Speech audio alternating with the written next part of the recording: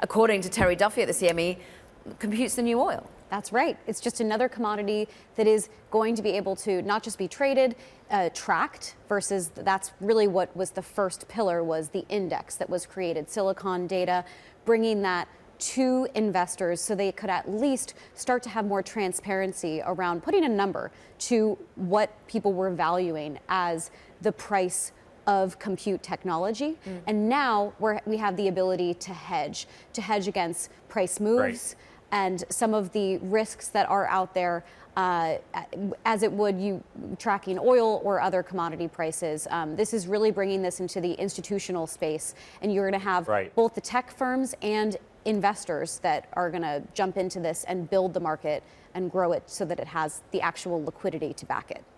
You know, Katherine, I'd go even more basic than that. You know, futures contracts are just an agreement to buy or sell something at a later date at a fixed price. So you're either locking in that cost or you're betting in a price change in either direction. But like with compute, like I think we're talking about GPUs or GPU hours, something like that. You know, have they worked out how this would work in the real world?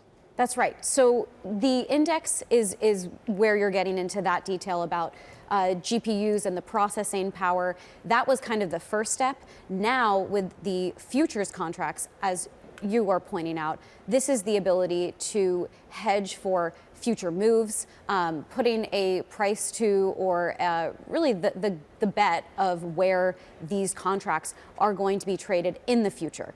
So it's both looking at where is the price of these GPU processing power trading today, and where do we see it in the few weeks, months, and as it builds out, it's really going to be, it has to develop, and I think that it's something that also needs the blessing of regulators. But that is the intent, is to be able to put a price on not just where this power is trading at the very moment, but in the future.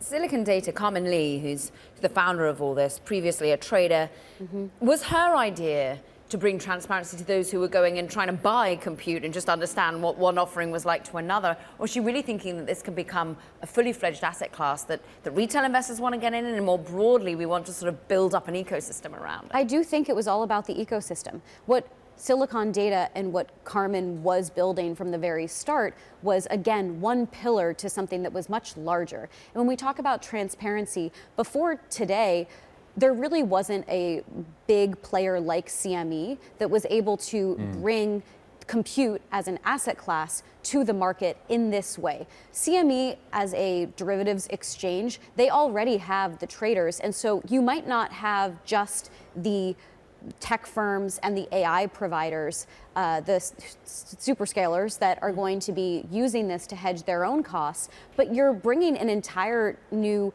institutional base that is going to look at this asset class in the same way that they would oil, metals, and other things that they trade. So it's going to be kind of a mix of many different worlds that is going to build this ecosystem, this new market. That was my next question, really, is like, put CME in the context of the broader derivatives markets. A next step would be, I guess, other players would make similar proposals for futures contracts on computes in other jurisdictions. Yes, you already have seen some exchanges, some upstarts, but no one to the size of CME, which is the largest U.S. derivatives exchange, come into this space.